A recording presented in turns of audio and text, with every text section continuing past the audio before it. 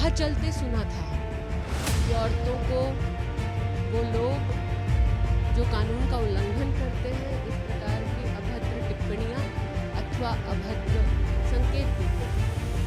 ये नहीं पता था कि गांधी खानदान के संस्कार में भी एक संस्कार ये है मिसोजिनी और महिलाओं के साथ अभद्र व्यवहार।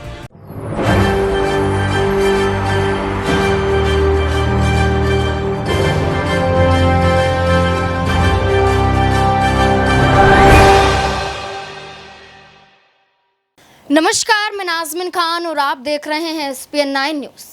अभी तो राहुल गांधी मानहानि केस से बरी हुए हैं। राहुल गांधी की अभी संसद सदस्यता बहाल हुई है, लेकिन क्या अब यहां पर एक नई कानूनी पेंच में फंसते हुए फिर से राहुल गांधी नजर आ सकते हैं?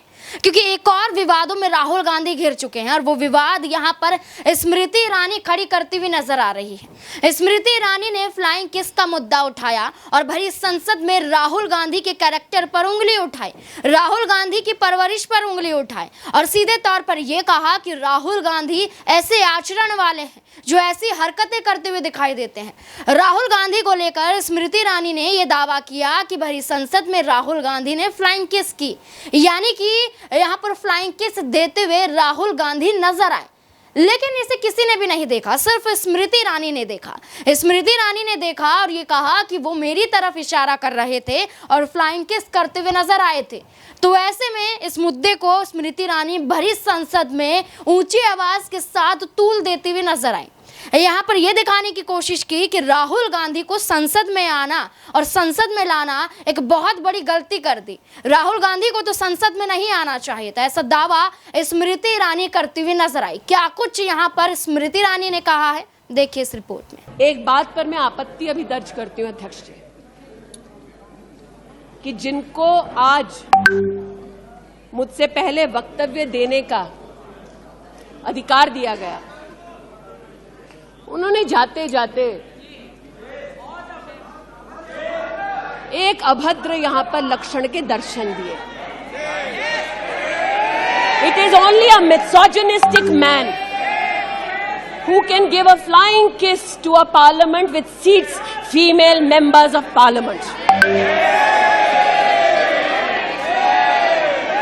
ऐसी गरिमा विहीन आचरण को इस देश के सदन में कभी नहीं देखा गया। राह चलते सुना था कि औरतों को वो लोग जो कानून का उल्लंघन करते हैं इस प्रकार की अभद्र टिप्पणियां अथवा अभद्र संकेत देते हैं। ये नहीं पता था कि गांधी खानदान के संस्कार में भी एक संस्कार ये है मिसोजिनी और महिलाओं के साथ अभद्र व्यवहार। जैसे कि आपने स्मृति ईरानी को सुना, उसके बाद यहाँ पर स्मृति ईरानी खुद सवालों के घेरों में आ गई। स्मृति ईरानी को लेकर यहाँ पर तमाम लोग खुलकर सामने आए, बल्कि भारतीय जनता पार्टी के कई सांसद स्मृति ईरानी के इस बयान से मेल खाते हुए नहीं दिखाई दिए। सीधे तौर पर उन्होंने कहा कि उन्होंने खुद नहीं देखा कि राहुल गांधी ने ऐसा किया कि नहीं किया। तो यहाँ पर स्मृति ईरानी की पोल खुलती हुई नजर आई। यहाँ पर देखा जाए तो फ्लाइंग के इस मामले में राहुल गांधी को फंसाते हुए ये दिखाने की कोशिश की कि राहुल गांधी को भी संजय सिंह की तरह, राघव चड्डा की तरह यहाँ से संसद से निलंबित कर दिया जाए, सस्पेंड कर दिया जाए, ताकि राहुल गांधी ना आ सके, राहुल गांधी ना बोल सके।